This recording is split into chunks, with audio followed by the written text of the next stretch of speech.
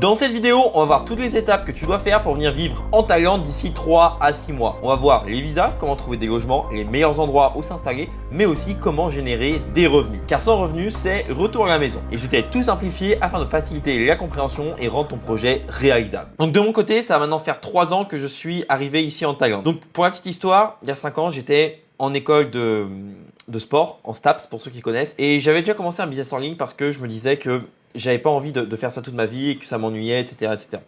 Je voulais pas un job classique, peut-être comme toi aujourd'hui. Et le truc, c'est que pendant 1 an et demi, mon business n'a pas fonctionné. Mes études se terminent et là, je dois trouver un job. À ce moment-là, j'étais chez mes parents et ils me disent, OK, Thomas, il faut absolument que tu trouves un travail, on ne peut pas rester là à tout te payer.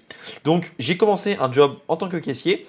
Et pile au moment où j'ai commencé ce job en tant que caissier, sur Instagram, il y a quelqu'un qui est venu dans mes DM et qui m'a en fait prospecté en gros et qui m'a proposé tout simplement une opportunité, une solution en ligne. Vu que ça faisait 1 an et demi que ça marchait pas, je me suis dit bon ok, je vais faire cet appel. On fait cet appel et à la fin je dépense finalement 3000 € pour son accompagnement, sachant que j'avais que 3500 € à ce moment-là sur mon compte. Donc littéralement je dilapide tout. Je commence cette activité en parallèle que de mon job de caissier et je charbonne, je charbonne, je charbonne et 1 mois et demi après j'arrive à vivre de cette activité. À ce moment-là je me dis ok, peut-être que comme toi aujourd'hui, la France ça me plaisait plus. Je sentais que j'avais besoin de changer. J'en avais marre des mentalités, j'en avais marre du climat social, j'en avais marre des restrictions, surtout pendant la période Covid. Et je suis parti. Je suis parti en Bulgarie, déjà dans un premier temps, pendant 1 an. Donc voilà, j'ai continué à faire mon activité. Ça a grossi, ça a grossi. Et après 1 an, voilà, j'ai eu une rupture avec mon ex bulgare et je me suis dit, ok, là il faut que je parte quelque part. J'ai pas envie de rester là. Et en plus, à ce moment-là, un de mes meilleurs potes de Bulgarie me dit qu'il part en Thaïlande. Donc je me dis, ok, les planètes sont alignées, je pars en Thaïlande. Et donc, je suis arrivé en Thaïlande. Et ça, c'était du coup en 2022, le 24 septembre 2022, je me rappelle encore de la date. Et là, du coup, ça fait, comme je disais, 3 ans que je suis là. Tout ça pour dire qu'aujourd'hui, on verra ça plus en détail, mais tu peux venir en Thaïlande, peu importe ce que tu fais aujourd'hui. C'est-à-dire que tu peux être caissier, tu peux être bac plus 5, bac plus 9, ne pas avoir fait d'études, etc. Aujourd'hui, tu peux. Ok. Donc, on va voir exactement ça dans ce guide. Donc, maintenant, on va voir pourquoi la Thaïlande est le paradis. Donc, tu peux voir ici sur les photos que j'ai mis juste à droite. Actuellement, tu peux voir ici, c'est moi avec un rooftop. J'étais avec une amie.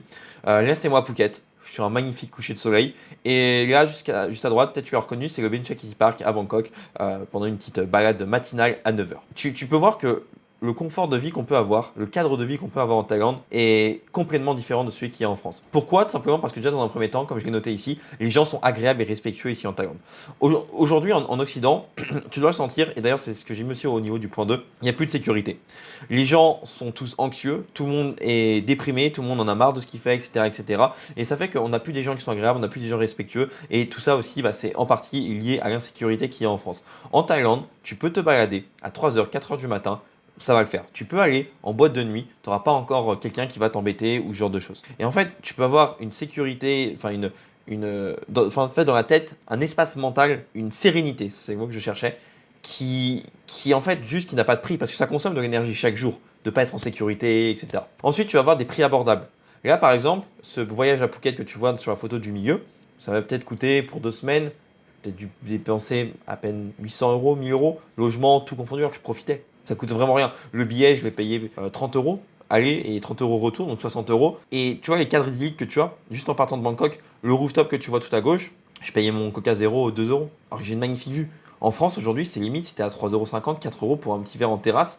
Et maintenant, même si c'est l'hiver, tu n'as plus droit au chauffage. Parce qu'il y a des restrictions. Ensuite, la chaleur. Aujourd'hui, c'est un pays, enfin la Thaïlande, c'est chaud.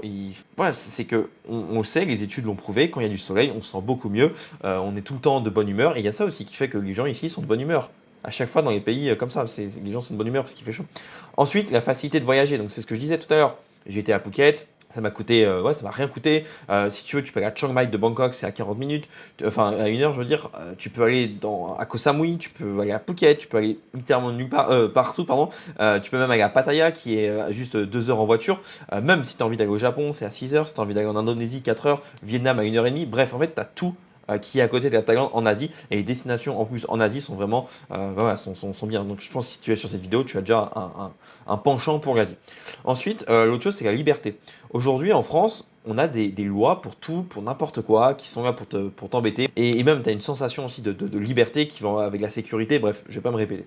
Ensuite, tu as des systèmes de soins au top. Alors, avec la carte vitale, etc., effectivement, on se dit, j'ai les soins et tout et tout. Le truc, c'est que sur ton salaire aussi, il faut voir qu'il y a une grosse partie qui est partie, enfin, qui part pour la sécurité sociale. Et en plus, des fois, tu vas aux urgences, tu dois attendre 6 heures, 7 heures, 8 heures. Enfin, c'est juste catastrophique. Pareil pour avoir un rendez-vous chez le dentiste ou ce genre de choses. La dernière fois, je me suis fait enlever mes dents de sagesse. Je suis allé et le gars il m'a dit, est-ce que tu veux qu'on fasse ça maintenant? Le jour même, comme ça. Je lui dis, voilà, bah, j'étais quand même pas prêt. Du coup, j'ai attendu, j'ai fait ça la semaine d'après. En France, il faut attendre limite 6 mois. Maintenant, effectivement, tu vas peut-être pas avoir de sécurité sociale, mais du coup, c'est à toi, de ton côté, d'avoir des bonnes assurances, de prendre des bonnes assurances, de mettre le prix. Alors, tu vois, par exemple, sur ton salaire, tu vas peut-être avoir 400, 500, 600, je sais plus exactement, entre déjà le salaire brut, le salaire net, parce que paye ton employeur et toi ce que tu touches, c'est énorme. Mais en fait, au lieu que tout cet argent parte, pour l'État ou quoi que ce soit, tu vas le mettre dans une assurance. Tu vas dans une assurance privée, hyper, voilà, où c'est vraiment solide, où tu sais qu'il y a des bons retours. Tu payes 200 euros, peut-être 250, peut-être 300 euros, et encore, hein, 300 euros, c'est quand même beaucoup si t'es jeune, ça le fait. Et là, tu peux avoir, ouais, tu seras remboursé de tes soins. Maintenant, j'ai pas envie d'être là et te vendre du rêve sur la Thaïlande et te dire absolument, vas-y, va en Thaïlande, achète ce que je propose, etc., etc. Non, c'est pas du tout ça, parce qu'il y a quand même des inconvénients à la Thaïlande. Et la Thaïlande, il faut comprendre que c'est un pays, contrairement à la France, où quand tu es étranger, tu restes littéralement étranger. En France, on est un peu dans cette mentalité de on accepte tout le monde, peu importe les origines, etc. Alors là, ils vont t'accepter, mais ils vont toujours vraiment te voir comme un étranger. Et là où on voit, comme je disais, en Occident, c'est un peu moins le cas. Et du coup, tu auras aussi beaucoup moins de droits. Par exemple, en France, si on disait comme ça, pour toutes les personnes étrangères, en boîte, vous devez payer, et les Français, vous payez pas. Ça serait en fait un peu choquant. En Thaïlande, l'État, il paye pas, les étrangers, tu dois payer. Pareil pour le Grand Palace, c'est une attraction ici à Bangkok, c'est une attraction, un monument à visiter. Tu vas payer 10 euros pour un Thaï et 30 euros pour un étranger. Je crois qu'ils l'ont baissé, ils sont peut-être passés avant, mais un truc comme ça. Et l'aquarium, c'est pareil. À un moment, j'étais à l'aquarium, j'ai payé 45 euros pour moi et la Thaï avec qui j'étais, elle a payé, je crois, 15 euros. Alors, c'est un aquarium. Donc voilà, faut comprendre que tu seras toujours dans un pays étranger et donc le seul moyen de pallier à ça, c'est tout simplement de tu fais pas chier, tu fais ta vie, tu respectes tout le monde. Donc déjà, tu risques pas d'avoir de problème. Et si vraiment tu as des plus gros problèmes, avoir des contacts, avoir aussi de l'argent, comme ça te permet simplement d'éviter les problèmes. Maintenant, on va passer sur les visas. Les visas, c'est super important quand tu vas venir en Thaïlande parce que sinon, tu vas pas pouvoir rester tout simplement dans le pays. Donc, je t'ai listé tous les visas et on va voir ceux qui sont plus intéressants et ceux moins intéressants. Le premier visa, ça va être le visa Thaï Elite. Il te permet de rester pendant 5 ans et tu vas aussi avoir des privilèges, par exemple à l'aéroport, ils vont venir te prendre, ce genre de choses. Mais le truc, c'est que ce visa coûte, je crois que là il est passé à 29 000 euros pour 5 ans. Le fait que tu payes, en fait ça te met dans une situation où ils vont pas venir te faire chier ou ce genre de choses. Ensuite, tu vas avoir un visa étudiant. Le visa étudiant, il est bien lorsque tu vas démarrer. Lorsque tu viens en Thaïlande, avant, bon maintenant il y a le DTV Visa, mais avant il y avait pas ça aussi. Après que je fais cette vidéo, le DTV Visa n'existe plus. Voilà. L'étudiant, ça permet d'être en Thaïlande, de étudier le thaïlandais, donc ça te permet comme ça de connaître un petit peu plus sa culture, d'apprendre un petit peu la langue, etc. Donc pendant un an, tu as 6 heures à peu près de cours par semaine. Et en plus, tu peux souvent ouvrir une banque thaïlandaise. Ensuite, tu vas voir le DTV Visa. Donc le DTV Visa, c'est un nouveau visa qui est arrivé, qui coûte 350 euros. Tu l'as aussi pour 5 ans. Le seul truc, c'est que ça fait qu'il y a plus de monde qui peuvent entrer. Et la Thaïlande, c'est un pays qui est quand même très conservateur et qui n'a pas envie d'avoir n'importe qui sur son territoire. Oui, ça change de l'Occident. Voilà, les étrangers, ils sont en mode oula, on va aller tout doucement et à tout moment il peut y avoir des restrictions, le DT Visa peut ne plus être actuel, ceux qui l'ont c'est bon, mais ceux après qui voudront l'avoir ils pourront plus l'avoir. Donc voilà, alors que quand tu payes un Thai Elite à 30 000 euros, c'est pas n'importe qui peut se le permettre et donc ça filtre automatiquement. Mais aujourd'hui ça reste le meilleur visa lorsque tu veux venir en Thaïlande. Ensuite tu vas avoir le visa retraite. Le visa retraite aussi, si pendant tes retraités c'est mieux qu'avoir un DTV Visa. C'est à partir de 50 ans que tu peux l'avoir, donc je te le recommande. Il est très pratique, tu as moins de risques, voilà, ils savent que c'est des retraités, etc. Et ensuite, tu vas avoir le work permit. Donc, le work permit, c'est tout simplement le permis de travail. Donc, le truc, c'est qu'il faut avoir un permis de travail. Et aujourd'hui, avoir un permis de travail, c'est très compliqué parce qu'il faut trouver un travail. Il n'y a pas beaucoup de demandes. Il y a beaucoup de gens qui veulent venir ici en Thaïlande. Et aussi, ce qu'il faut comprendre, c'est que ton employeur, du coup, doit au moins te payer 50 000 bahts par mois. Alors que le salaire moyen est de 12 000 ici en Thaïlande. Donc, en fait, ils n'ont pas trop d'intérêt à prendre des étrangers. Et en plus, ce qu'il faut comprendre, c'est que tous les postes ne peuvent pas être disponibles pour des étrangers. Par exemple, tu veux être éboueur, tu veux être serveur, tu ne peux pas. Tu es obligé d'être manager de quelque chose ou avoir un poste à responsabilité comme ça. Donc c'est pour ça qu'il y a très peu de postes de disponibles pour la grosse demande. Donc, par rapport à ce qui est des visas, Et là aujourd'hui, ce que je te recommande, c'est de partir sur un DTV Visa.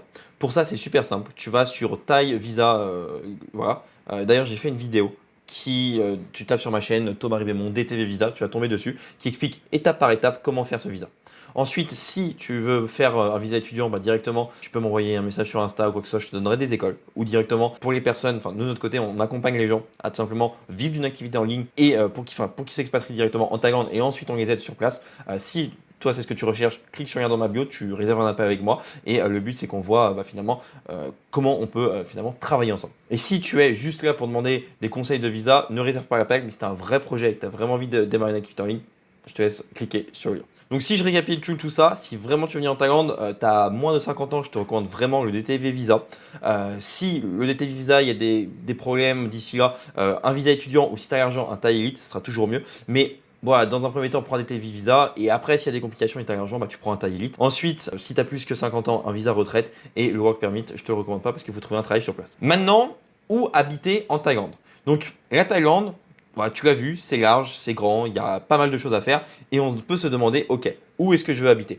Alors là, je pourrais te donner une réponse directement comme ça et te dire, va habiter là-bas. Le truc, c'est qu'on est tous différents, on a tous des âges différents, on a tous des envies, des goûts différents et donc je vais te donner un petit peu ce qu'on appelle la vibe, l'ambiance générale qu'il y a en fonction de chacune de ces destinations pour que tu puisses faire ton propre avis. Et vraiment, ce que je te recommande avec où habiter, c'est tout simplement de déjà voir un petit peu qu'est-ce que tu aimes toi. Là en France aujourd'hui, est-ce que tu préfères quand tu es à la campagne ou tu préfères par exemple quand tu es à Paris ou à Lyon ou dans des grandes villes comme ça. Déjà, si tu n'aimes pas être en campagne, Bangkok, tu es quasiment sûr que c'est fait pour toi. Première, c'est Bangkok. Personnellement, c'est la destination que je préfère parce que, comme je disais tout à l'heure, ça revient à ça, j'aime la ville. J'aime qu'il y ait des activités à faire, j'aime rencontrer du monde, j'aime rencontrer aussi des gens du monde entier, pas que des Thaïlandais, Thaïlandaises. Bangkok, c'est vraiment pour les gens qui sont amoureux de grandes villes, des gens qui aiment sortir. Souvent, c'est les personnes qui sont plus jeunes qui vont aller à Bangkok parce que c'est très fatigant. Par exemple, le fait qu'il y a beaucoup plus de stimulation, je sais que je dois dormir plus que par exemple une autre ville. Je dois en moyenne dormir 1h30 à 2 heures de plus parce que j'habite à Bangkok, parce que quand je sors, il y a de la stimulation, il y a des bouchons, il y a ci, il y a ça, je sors, etc. etc. Donc, voilà. Ensuite, Phuket. Donc, Phuket, là, c'est une ville, enfin, c'est une île plutôt, euh, où il y a. En fait, c'est un petit peu comme Bangkok, où tu vas retrouver beaucoup d'étrangers. Mais tu vas voir le côté île. Donc, ça, c'est plus pour les personnes qui vont aimer les îles où il y a pas mal de touristes, qui sont. Enfin, les îles assez grandes, etc., etc. Ensuite, Koh Samui, c'est un petit peu pareil, mais le truc de Koh Samui, c'est que c'est beaucoup plus petit. Donc, si tu aimes les grandes îles, ça sera mieux d'aller à Phuket, et alors que Koh Samui, ça sera mieux si tu aimes les trucs plus petits. Également, il faut savoir qu'à Koh Samui, tu as beaucoup de Français. Donc, si tu n'as pas envie d'avoir une communauté française, toi, tu détestes vraiment les Français, t'en veux plus, ne va pas à Koh Samui. Si je devais décrire un petit peu la vibe que tu vas avoir dans ces îles, enfin dans les îles, c'est que c'est un peu comme, j'ai un peu comme Bali dans le sens où tu prends ton scooter, tu vis tranquille, tu as souvent un appartement ou une maison qui est pas loin de la mer, tu vas à la mer dans l'après-midi, tu prends ton petit smoothie. Enfin, ouais, c'est une vie qui est beaucoup plus, ce qu'on dit chill, ouais, tranquille quoi, une vie un peu, une vie des îles quoi. J'ai pas grand chose d'autre à dire. Ensuite, Pattaya. Alors Pattaya, c'est une ambiance qui est particulière. Tu vas avoir la plage aussi, comme à Phuket, comme à Koh Samui, mais bon, les plages déjà seront moins jolies, mais aussi c'est que Pattaya, c'est une ville qui vit que la nuit. C'est-à-dire que dans la journée, t'as pas grand-chose à faire. Ça peut être bien juste de se relaxer, etc. Mais voilà, sinon, c'est que la nuit. Et la particularité, c'est que tu as beaucoup travailleuses du sexe. Généralement, Pattaya, ce sont les personnes qui sont un peu plus retraitées, les personnes qui aiment bien aller par exemple, au bar, parler avec ouais, des femmes thaïlandaises, des choses comme ça. C'est beaucoup plus cette vibe, mais quand on est jeune, généralement, on va pas vers Pattaya. J'aime bien y aller pour 3-4 jours comme ça, vu que c'est proche de Bangkok, mais c'est tout. Ensuite, Chiang Mai. Pour ceux qui ne savent pas, Chiang Mai c'est dans le nord et c'est une zone qui est beaucoup plus rurale, qui est beaucoup plus montagneuse et qui sera faite plus pour les personnes qui aiment la tranquillité, mais qui aiment quand même avoir un petit peu de ville, qui aiment pas non plus être dans la campagne, campagne, campagne. Donc à Chiang Mai, on retrouve une ambiance tranquille, une ambiance un petit peu, si t'aimes faire de la randonnée, ça peut être sympa. Si t'aimes, voilà, qu'il n'y ait pas trop de stimulation, c'est bien. Personnellement, je sais que je m'ennuie énormément à Chiang Mai. J'étais en mode, j'ai vite fait le tour de la ville, il n'y a pas assez d'animation, il n'y a pas assez de personnes à rencontrer là-bas. Donc, voilà, c'est fait pour les gens un petit peu plus casaniers. Ensuite, Hua Hin. Donc Hua Hin, il y a beaucoup de retraités qui vont là-bas. C'est un petit peu comme Pattaya, mais sans le côté voilà, fête, etc. Les logements sont vraiment pas chers. Tu peux vivre pour vraiment pas cher là-bas. Et c'est proche de la mer, donc je peux te recommander. Voilà, là, c'est fait pour les personnes qui sont très casanières. Vraiment, il n'y aura pas des grosses fêtes ou des gros. Voilà. Ensuite, Isan. La particularité d'Isan, et pour ceux qui ne savent pas, c'est que c'est la zone dans le nord-est de la Thaïlande. Alors, j'ai Isan, mais c'est une grande zone. C'est en fait la campagne. C'est vraiment beaucoup plus la campagne thaïlandaise. Et là-bas, si tu veux t'installer, il y a très peu d'étrangers. ça parle pas anglais et c'est vraiment en fait la culture thaïlandaise à l'état pur. Donc si tu ne parles pas thaïlandais, si la culture thaïlandaise, tu as du mal à fitter, pas que tu n'aimes pas que tu critiques, mais juste que toi, c'est comme ça fait que tu as plus de mal, ne va pas dans cette zone. Mais si tu as vraiment envie de t'intégrer avec les Thaïlandais, de parler thaïlandais, de ouais, vraiment vivre cette vie-là, et là, tu peux aller en Nissan, mais c'est vraiment réservé, je dirais, aux vétérans de la Thaïlande. Et si tu veux venir au début, ne viens pas. Donc, c'est pour ça que pour les personnes qui veulent venir en Thaïlande, ce que je recommande de tester, c'est déjà Bangkok, Phuket ou Koh Samui, Chiang Mai et éventuellement Hua Hin si tu es un petit peu plus âgé. Mais si vraiment tu n'es pas forcément âgé, et donc pas forcément âgé, je dirais en dessous de 40 ans, donc ce serait plutôt Bangkok, Phuket ou Koh Samui et Chiang Mai. Et après, au-dessus de 40 ans, je rajouterai Hua Hin pour voir si ça peut te plaire. Maintenant que tu sais exactement où habiter, on va voir comment trouver un appartement. Donc, j'avais déjà fait un tuto dans une de mes vidéos, mais je vais le refaire ici. Pour trouver un appartement, je recommande à chaque fois le même site, c'est Living Insider. Voilà, il y a plusieurs sites, tu vas me dire oui, il y a ci, il y a ça. On reste sur un et il fonctionne. Moi, c'est celui-là que j'ai utilisé pour trouver mon appartement. J'ai trouvé en 3 jours top chrono. Entre le jour où j'ai commencé mes recherches et le jour où je me suis installé. Donc, tu vas sur Living Insider, tu mets ici tout simplement le langage anglais. Après, tu vas mettre la zone où tu veux habiter. Donc, nous, on va mettre par exemple à Soi, donc il va directement détecter que c'est un quartier à Bangkok, mais tu peux faire ça aussi pour d'autres villes, donc par exemple Pattaya, Phuket, etc. Tu mets à Sok. Ensuite, tu vas avoir des critères en haut. Tu vas mettre pour louer. Toi, c'est ça que tu veux au début. Ensuite, au niveau des prix, tu vas mettre en fonction de ton budget. Donc, par exemple, nous, on va mettre 10 à 15 000 bahts. C'est vraiment pas cher. Je pense à la SOC, c'est dur de trouver. Mais bon, il va peut-être nous trouver des trucs. Ouais, tu vois, des 30 mètres carrés à 15 000 bahts. Et ce que tu fais, c'est que tu regardes et tu fais un CTRL clic. Et ça te permet comme ça d'avoir plusieurs appartements. Et comme ça, au moins, ouais, tu as ton appartement. Tu regardes très rapidement, ok, où il se situe. Et tu fais ça avec tous les appartements. Et donc, par exemple, celui-là, tu fais exactement la même chose. Tu vois où il se situe. Tu te dis, ok, il se situe ici. Le Sekamai, ok, moi, ça me convient. Boum, tu le gardes. Et tu fais ça. Ah, lui, pareil, ça me convient. Ok. Et donc en fait, tu gardes tous tes appartements comme ça. Après, tu vas trouver juste en bas, au niveau de la description, juste ici, le line de la personne. Line, c'est l'application ici que j'utilise en Thaïlande. Donc tu utilises le line, t'envoies un message. Bonjour, je voulais savoir si cet appart est toujours disponible et tu envoies le lien. Et tu fais ça avec une quinzaine d'appartements par jour. Et comme ça, moi, tu vas comme un bourrin, boum, boum, boum, et tu vas trouver un appartement. Et ensuite, tu as plus qu'à faire tes visites et à prendre l'appartement. Alors c'est tout à fait normal s'ils te disent, mettez au moins, par exemple, là c'est 15 000 bahts, ils vont te dire, ok, bah envoyez-nous déjà 15 000 bahts pour réserver l'appartement. C'est tout à fait normal, même s'il n'y a pas de contrat de signé. Et ensuite, quand tu vas signer ton contrat, là, tu vas donner 15 000 bahts plus 15 000 bahts. Donc en fait, ce qu'il faut comprendre, c'est que tu donnes un premier loyer et ensuite 2 mois de garantie. Donc c'est-à-dire que là, 15 000 bahts, tu dois sortir 45 000 d'un coup. Ok, donc là, on a vu quelle zone habiter, comment trouver un appartement. Maintenant, il faut savoir comment se déplacer en Thaïlande. Donc pour ça, tu vas voir différents moyens de locomotion. Lorsque tu vas être dans une ville, alors j'ai mis Bol mais c'est Bolt, tu vas avoir en fait le taxi ou le taxi moto. Ok, dans toutes les villes tu auras ça. Ce que je te recommande au niveau des applications, c'est l'application du coup Bolt, Grab ou alors Driving. Si tu as vraiment peur de prendre les motos, pas de souci, tu prends les taxis voitures. Le seul truc qu'il faut comprendre, c'est que par exemple à Bangkok, le taxi voiture ça va mettre beaucoup de temps. Mais dans les autres villes, tu peux prendre, il n'y a pas de risque. Si en revanche tu ne peux pas prendre le taxi moto et tu vois que le taxi voiture c'est beaucoup trop long. Des fois, tu peux mettre peut-être 1 heure pour faire 3 km. Là, tu auras le BTS et le métro. Donc, le BTS, c'est ce qu'on appelle le métro aérien. Et le métro, bah, c'est le métro qui est sous terre. Pour ça, tu vas juste à prendre ton Google Maps, tu vas checker, tu vas voir les différentes lignes, tu vas voir les différentes stations qui sont prêtes, enfin qui sont juste à côté de toi. Et après, tu le prends. Pour payer dans le BTS, ce que tu peux faire, tout à l'heure, je t'ai parlé de l'application Line. Tu vas pouvoir mettre ta carte bancaire sur l'application Line et payer directement tes billets de BTS seulement, grâce à cette application. Donc, par exemple, tu arrives sur la station de métro, tu as un petit écran et tu choisis la station où tu veux aller. Tu mets payer avec Line et tu payes avec Line. Pour ce qui est du métro, tu vas pouvoir payer avec ta carte bancaire. Alors tu prends ta carte bancaire, tu la poses sur le truc et ça paye. Aussi simple que ça. Ensuite, tu vas avoir pour les moyens de déplacement. Donc là, on a vu vraiment dans la ville. Donc voilà, taxi, moto, autrement BTS, métro. Tu vas voir les avions. Donc voilà, je t'apprends rien. Pour ça, tu vas sur Skyscanner et tu vas pouvoir trouver des avions si tu veux aller à Phuket, à Hua Hin, à n'importe où. Et ensuite, pour le bus, 12 Go, c'est bien. Ça te permet de prendre des trajets entre, par exemple, Bangkok jusqu'à Hua Hin. Mais ce qu'il faut voir, c'est qu'en Thaïlande, c'est vraiment très très simple de se déplacer. Tu n'auras vraiment aucun souci à ce niveau-là. Maintenant, au niveau du budget. Alors, on a vu tout. Mais aujourd'hui, tu as sûrement un budget qui est propre à toi. Et peut-être que quand tu vas arriver, bah, tu auras un budget qui est limité, puis après, tu pourras faire plus. Ce qu'il faut comprendre, c'est que quand tu vas arriver avec 1000 euros ici en Thaïlande, tu vas pas pouvoir vivre, par exemple, à Bangkok. Tu vas pouvoir vivre à Bangkok, mais ça va être une vie où tu vas être très loin du centre-ville. Tu vas devoir manger de la street food tous les jours. Et tu seras toujours un petit peu en mode... bah, tu vas pas pouvoir vraiment te faire plaisir. Si tu vas à la Pattaya, bah non, parce qu'il faut payer le Airbnb. Tu auras peut-être pour 60 euros pour 2 nuits. Il faut payer le taxi. Ça va te coûter. Bon, si tu vas en bus, ouais, ça te coûte 2 euros. Mais bref, t'as pas une vie vraiment où tu peux vraiment profiter. Donc 1000 euros, ce que je recommande, c'est plutôt dans d'autres zones. Phuket, pareil. Oublie. Chiang Mai, tu peux. Chiang Mai, tu peux. Hua tu peux vivre avec 1000 euros. Je connais beaucoup de personnes qui vivent avec 1000 euros. Mais voilà, ce qu'il faut comprendre, c'est que les villes touristiques où il y a beaucoup de personnes, beaucoup d'étrangers, d'expatriés, ce sera compliqué. Ensuite, lorsque tu vas venir ici avec 1500 euros, tu vas pouvoir commencer à avoir un train de vie à Bangkok qui est bien. Pas très bien vivre, pas faire des énormes folies, mais tu vas pouvoir quand même te faire plaisir, sortir, faire des petits rooftops qui coûtent pas trop cher, avoir une meilleure qualité de vie à 1500 euros ici en Thaïlande qu'en France. Donc là, je te recommande si t'es pas trop dépensier, t'as pas trop envie de profiter à 2000%, tu peux aller à Bangkok, mais autrement tu vas à Chiang Mai ou Hua Hin et là tu vas très bien vivre. Ensuite 2000 euros, Bangkok c'est bien, bon je vais prendre 2000 et 3000 euros. Pour vivre à Bangkok c'est très bien, personnellement je dépense 2500 euros.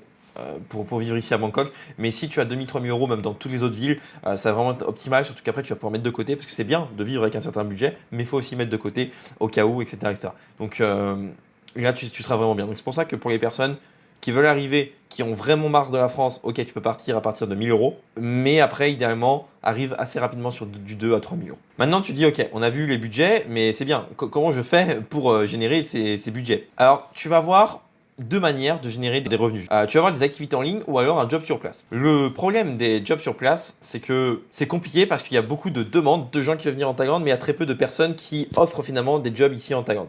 Donc le meilleur et le meilleur tout simplement, c'est d'avoir une activité en ligne. Pourquoi? Parce qu'en plus, tu es beaucoup plus mobile.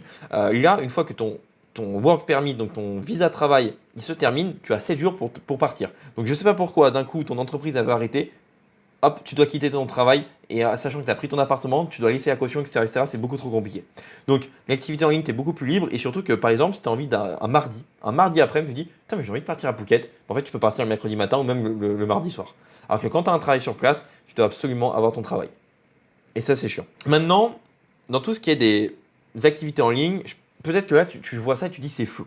Donc, reste bien avec moi, c'est nouveau pour toi, mais je vais faire en sorte d'expliquer ça de la manière la plus simple possible. Ça fait 4 ans que je suis dedans, donc ouais, je vois exactement comment je vais pouvoir présenter tout ça de manière simple. Donc, il y a une différence entre avoir un business et avoir une activité en ligne. Aujourd'hui, ce que je te recommande, c'est d'avoir une activité en ligne. Et pourquoi pas un business? Parce qu'en fait, un business, c'est compliqué. C'est-à-dire que tu vas, par exemple, devoir. On imagine, je ne sais pas si tu connais ça, mais l'e-commerce. L'e-commerce, c'est un business où tu vas du coup vendre des produits sur Internet. Mais ce qu'il faut, c'est que pour ça, il faut déjà trouver des produits. Faut créer son site web. Il faut créer des pubs. Après, il faut avoir des fournisseurs. En fait, voilà, il y a trop finalement de freins pour que tu puisses démarrer. Alors qu'une activité en ligne, tu vas devoir seulement maîtriser une compétence. Donc par exemple, le setting closing. Le setting closing, c'est quoi? C'est que le setting, ça consiste à envoyer des messages sur les réseaux pour le compte d'un infopreneur afin de réserver des rendez-vous. T'inquiète, j'ai pu se présenter tout à l'heure. Et le closing, ça consiste juste à prendre des appels et conclure une vente. Tu vois la différence entre toutes les étapes que tu as à faire avec ce que j'ai présenté l'e-commerce et le setting closing. Donc, on se retrouve directement sur mon compte Instagram pour que je puisse te présenter ça consiste à quoi, en quoi le setting closing. Tu vois, par exemple, je vais faire des vidéos comme ça sur les réseaux et je vais avoir des commentaires. Donc des personnes qui vont commenter, donc par exemple ici 203 commentaires. Et le truc c'est que ce sont des personnes qui sont intéressées pour partir en Thaïlande. Mais le truc c'est que je ne peux pas répondre à tout le monde. Donc directement, là c'est un setter qui répond aux messages que je reçois et qui oriente les personnes vers un appel avec moi. Ok? Donc moi je fais des vidéos, il y a des commentaires qui arrivent et directement c'est le setter qui répond pour réserver des rendez-vous. Et là, je te montre avec moi, ça ne veut pas dire que le setting coding, tu vas faire avec moi. Ça peut être dans l'univers du sport. Donc, par exemple, tu vois, tu tapes dans la recherche, tu mets coach sportif. Et ben en fait, tu vas tomber sur des coachs sportifs et eux aussi ont besoin de setters. Parce qu'aujourd'hui, toutes les personnes qui font des vidéos comme ça sur les réseaux ont besoin de quelqu'un dans leurs équipes, d'un setter, pour répondre aux messages. Voilà, la personne, elle répond tout simplement. Et ensuite, le closer, lui, il va prendre ses rendez-vous, il va les prendre au téléphone ou en visio comme ça. Et son but, c'est simplement de conclure une vente si la personne est intéressée. Ok? Donc, setter, hop, j'envoie des messages, je prends un rendez-vous. Ensuite, closer, j'ai un rendez-vous dans mon calendrier, je prends le rendez-vous, je conclue une vente et je touche une commission. Ça peut être dans le sport, ça peut être les relations amoureuses, le développement personnel, la spiritualité, en fait tout. Si aujourd'hui tu es intéressé par le jardinage, tu peux trouver quelqu'un dans le jardinage. Aujourd'hui, tout se fait sur les réseaux. Et en fait, tu peux faire quelque chose dans quelque chose que tu aimes. Tu n'es pas obligé de faire un truc dans quelque chose que tu n'aimes pas. Donc c'est ça, tu peux allier l'utile à l'agréable. Donc générer des revenus dans quelque chose qui te plaît. Et là, tu te dis, ok, envoyer des messages, c'est bon, mais par exemple, moi, prendre des appels, je peux pas ou quoi que ce soit. Tu n'es pas obligé déjà de prendre des appels tout de suite. Et en fait, tu n'as pas besoin d'être un vendeur ou tu n'as pas besoin d'envoyer des messages quand tu fais du setting à des gens qui ne te connaissent pas. Quand tu fais du setting, par exemple, c'est les gens qui viennent à toi. Donc c'est complètement différent de toi qui vas les chercher. Et ensuite, quand tu fais du closing, pareil, tu dois pas forcer les gens, tu leur présentes juste, et s'ils sont intéressés, tu conclus une vente. Donc c'est pas du forcing ou quoi que ce soit. Donc j'espère que j'ai été clair sur en quoi consiste cette activité. Maintenant, tu dis, ok, comment finalement on fait pour démarrer cette activité? Donc déjà, le premier pilier pour démarrer, ça va être de maîtriser la compétence du setting closing. Aujourd'hui, la plupart des personnes qui se lancent dans une activité en ligne, ils s'orientent vers quelque chose qui est beaucoup trop compliqué. D'ailleurs, je t'ai parlé de l'e-commerce, tu as vu toutes les étapes qu'il y avait à faire, et plus tu as d'étapes, et plus tu mets du temps à générer tes premiers revenus, et plus tu as des chances d'être démotivé et d'abandonner. Nous, ce qu'on veut, c'est vraiment prendre une activité où il y a juste une compétence à maîtriser, donc soit envoyer des messages, soit prendre des appels, et avec laquelle on peut directement tout simplement générer des revenus. Et donc pour ça, le premier pilier, ça va être vraiment de se former sur cette activité. Quel message envoyer, comment envoyer des messages, comment faire des appels, etc. etc. Donc nous, de notre côté, on accompagne vraiment les gens sur cette activité. Donc ils n'ont pas à le faire. Autrement, tu peux trouver des vidéos sur Internet qui expliquent. La façon dont moi j'ai fait, c'est que je me suis formé auprès de quelqu'un. Il m'a expliqué exactement comment faire du setting, du coding. Voilà, comme je disais, j'avais dépensé quasiment tout ce que j'avais sur mon compte pour me former. Mais aujourd'hui, j'en suis là et c'est pour ça que j'en suis là. Et donc, c'est pour ça que d'ailleurs, si tu veux qu'on te forme, clique sur le premier lien dans la description et on te formera directement sur cette activité, en plus de t'amener ici en time. Donc voilà par rapport à ça. Et l'objectif en fait de se former au setting coding, c'est que le plus rapidement possible, tu puisses générer tes premiers revenus. Généralement, dès les 30 premiers jours, tu peux générer des revenus. Alors, ça ne sera pas 2000 euros, mais déjà tes premiers 100, 200 euros. Et juste le fait de générer ces premiers revenus, on se dit waouh! Ah ouais, ça marche, ça débloque quelque chose. Ensuite, le deuxième pilier, ça va être de collaborer avec un infopreneur. Donc d'ailleurs, je te disais que voilà, tu pouvais collaborer avec des gens qui sont dans le sport, des coachs sportifs, dans la spiritualité, etc.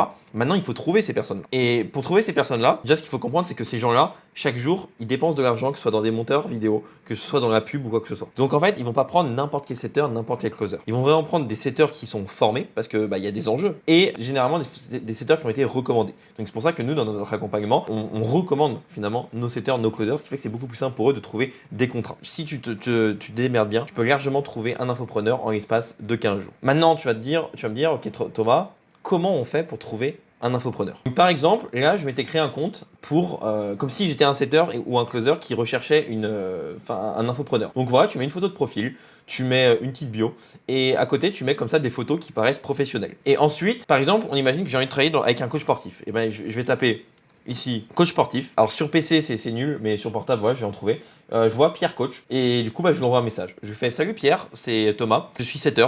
Et je recherche quelqu'un avec qui collaborer. D'ailleurs, je t'ai fait une petite vidéo de présentation de moi. J'attends ton retour. Et tu fais ça avec plusieurs personnes. Et au bout d'un moment, tu vas trouver quelqu'un, un infopreneur qui va dire ok, tu vas passer un entretien avec lui et tu vas être pris en tant que setter. Et là, tu vas pouvoir commencer à envoyer des messages et à toucher du coup ta rémunération. Tu peux te demander ok, mais comment du coup moi je génère des revenus? Ce qu'il faut comprendre, c'est que quand tu es setter, souvent tu vas avoir un fixe, donc par exemple 250 à 500 euros. Ensuite, dès que tu vas réserver des rendez-vous, tu vas avoir par exemple 20 euros par rendez-vous réservé et tu vas toucher 5% s'il y a une vente. Donc si c'est un accompagnement à 3000 euros, tu vas toucher 150 euros. Ok, c'est donc 5%. Donc qu'est-ce que je disais? Je disais que tu trouves ton infopreneur, tu fais un rendez-vous avec lui, tu commences, tu envoies des messages et là tu commences à générer du coup tes revenus comme ça. Et quand tu fais du closing, c'est quand tu conclus une vente, tu touches 10 à 20%. Donc sur une vente à 3000, tu touches entre 300 et 600 euros directement comme ça. Juste en un appel de 45 minutes à 1 heure. Maintenant, on va voir finalement le dernier pilier. Le dernier pilier, ça va être de garder la motivation.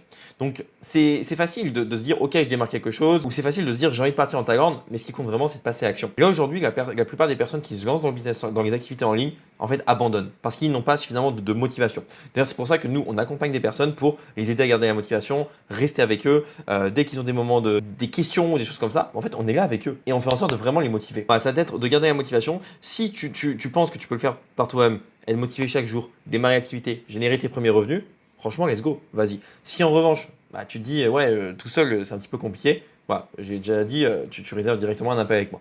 Mais c'est pour ça que ce troisième pilier de garder la motivation, ça va être super, super, super important. Et donc maintenant, le truc qu'il va falloir voir aussi, c'est ouvrir une entreprise. Parce que c'est le truc le plus chiant dans tout ce qu'on peut voir, mais c'est le plus important. Enfin, le plus important. L'un des plus importants pour éviter d'avoir des problèmes. Ce qu'il faut faire, c'est que pour ouvrir une entreprise, quelle entreprise? C'est tout simplement ouvrir une micro-entreprise. Tu vas sur le site de l'URSSAF, tu mets ouvrir une micro-entreprise, tu auras du coup le statut de auto-entrepreneur. La première année, tu remplis les papiers pour avoir l'ACRE. Alors, je crois que c'est ça le nom. Je suis plus sûr, ça fait 3 ans que je l'ai fait. Mais voilà, tu fais ça et tu vas finalement avoir juste 5% qui seront pris sur tes revenus la première année. Après, c'est 15% et après, tu passes à 22%. Donc, je te recommande de faire ça pour dépenser le mois, mais au moins, tu auras un statut qui est clair, tu n'auras pas de problème et voilà. Donc là, on a littéralement vu pourquoi la Thaïlande, c'est le paradis. On a vu que c'est mieux que la France sur beaucoup de points. On l'a vu aussi, on ne sera jamais chez nous, mais c'est comme ça, il faut accepter. On a vu aussi quels sont les meilleurs visas. Je te recommande un DTV Visa ou un visa retraite si aujourd'hui tu as plus que 50 ans. On sait où habiter en fonction de toi, ce que tu aimes, ce que tu n'aimes pas, etc. On sait comment trouver un appartement. Tu sais comment te déplacer dans la ville, peu importe la ville dans laquelle tu seras. Tu sais où exactement, en fonction de ton budget, à quoi t'attendre. Et tu sais surtout comment générer des revenus pour avoir ton budget idéal. Maintenant, il n'y a plus d'excuses, tu sais exactement comment passer à l'action et venir vivre ici en Thaïlande.